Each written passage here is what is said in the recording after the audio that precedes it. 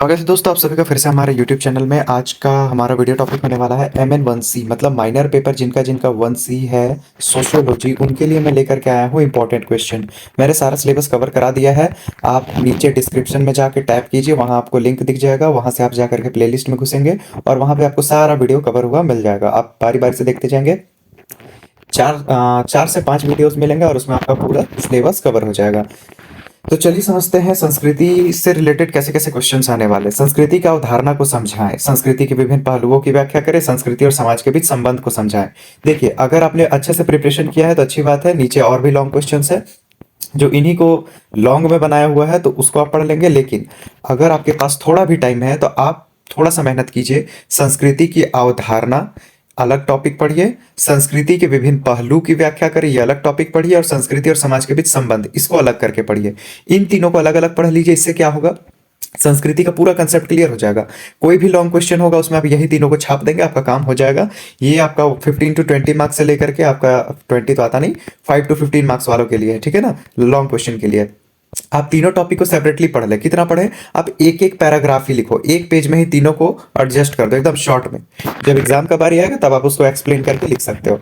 नीचे डिस्क्रिप्शन में लिंक है, जाकर के आप वीडियोस भी देख सकते हैं। और अभी तक आपने सब्सक्राइब नहीं किया तो प्लीज सब्सक्राइब कीजिए, और सब्सक्राइब आपने कर लिया है तो नीचे टाइप कीजिए यस, ताकि मैं जान जाऊं कि कौन कौन लोग मुझे सपोर्ट कर रहे हैं और कितने लोग वीडियो को देख रहे हैं, ताकि मैं नेक्स्ट वीडियोस उसी टॉपिक पे बना सकूं। लेकिन आप लोग जो है सपोर्ट नहीं कर रहे हैं, कुछ गिने चुने लोग ही हैं जो भी कमेंट कर रहे हैं और मैं वीडियोस बना रहा हूँ। तो अगर और भी आपको वीडियोस चाहिए, कल एग्जामिनेशन है तो जल्दी से कमेंट में जाके यस लिखेंगे। दूसरा इकाई है संस्कृति और व्यक्तित्व। संस्कृति और व्यक्तित्व के बीच संबंध को समझाएं। संस्कृति क्या है और व्यक्तित्व क्या है, इसके बीच संबंध को समझाएं, प्लेलिस्ट में मिल जाएगा। व्यक्ति पर संस्कृति के प्रभाव की चर्चा करें, संस्कृति व्यक्तित्व को कैसे आकार देती है, ये तीनों को मिला करके मैंने प्लेलिस्ट पे बना दिया है। आगे बढ़े तो देखेंगे सैद्धांतिक उपागम।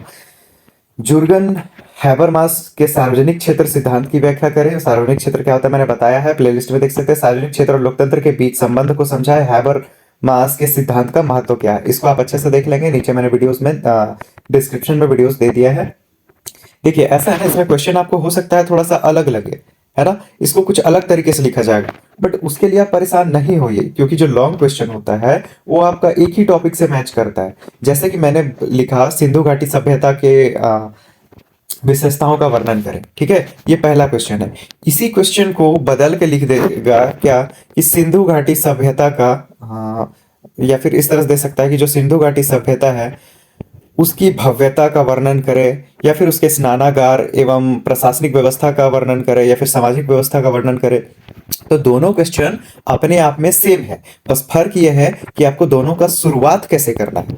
दोनों का शुरुआत जो होगा थोड़ा सा डिफरेंस होगा जैसा पूछा है उसके अकॉर्डिंग, लेकिन बीच का जो मेन बॉडी होता है, सबसे पहला भूमिका लिखते हैं ना, भूमिका थोड़ा अलग होगा। बीच का जो मेन बॉडी होता है फिर नीचे निष्कर्ष होता है, इस मेन बॉडी को आप सब में सेम लिखोगे, नो प्रॉब्लम। सार्वजनिक क्षेत्र और लोकतंत्र एक ही टॉपिक से रिलेटेड, लाइक सैद्धांतिक उपागम से उससे रिलेटेड एक ही रहेगा, ठीक है, बाकी फिर मीडिया समझ में अलग हो जाएगा। हैबरमास के सिद्धांत का महत्व क्या है। चौथा क्या है, मीडिया और समाज। तो इसमें आपको सबसे पहले भूमिका लिखना है, भूमिका में मीडिया का क्या वैल्यू तब से लेके आज तक रहा है वो लिखना है। फिर आपका आएगा मेन बॉडी, फिर लास्ट में आता है आपका निष्कर्ष, जो मेन बॉडी का ही छोटा सा पार्ट होता है। देखिए मीडिया और समाज के बीच संबंध की व्याख्या करें।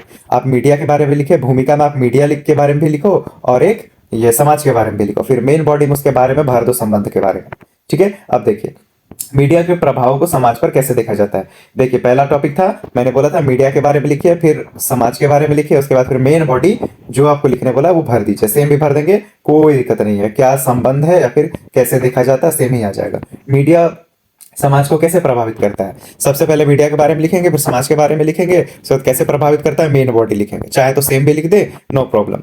दोनों में क्या ही लिखेंगे हम लोग, तीनों टॉपिक में एक ही चीज हमारा आ रहा है। क्या एक ही चीज आ रहा है, ध्यान से समझिए कि जो हमारा मीडिया है, मीडिया का सबसे पहले परिचय दे देंगे और समाज का भूमिका में, ठीक है। उसके बाद फिर क्या करना है, मीडिया जो है समाज में किस तरह से वैश्वीकरण कर, मतलब कई लोगों का कम्युनिकेट करता है, कई लोगों को जोड़ रहा है, समाचार पहुंचा रहा है, तो उस तरह से प्रभावित करता है, वो भी उसमें आ जा रहा है कि हम टीवी में जैसा देख रहे हैं, न्यूज में जैसा देख रहे हैं वैसा चाहते हैं, अपने अनुसार उसमें फीडबैक दे रहे हैं।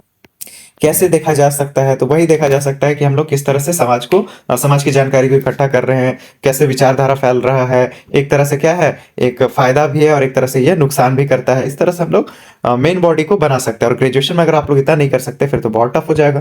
तो अगर आपने अभी तक वीडियो देखा है तो जल्दी से नीचे यस टाइप करेंगे और सब्सक्राइब नहीं किया तो सब्सक्राइब कर लेंगे। देखिए, आपको यूनिवर्सिटी और कॉलेज से कोई नोट्स नहीं मिल रहा है ना? लेकिन मैं यहाँ पर मैं आपको ऐसे ही नोट्स प्रोवाइड कर रहा हूँ, पूरा लाइन बाय लाइन अरेंज करके। तो एक सब्सक्राइब तो बनता है ना? ना ही आपको कोई पैसा लग रहा है और ना ही कोई मेहनत। बस एक सब्सक्राइब के बटन पे क्लिक कर दीजिए ताकि मुझे भी सब्सक्राइबर मिल जाए और मोटिवेशन मिल जाए। जल्दी से टाइप कीजिए यस।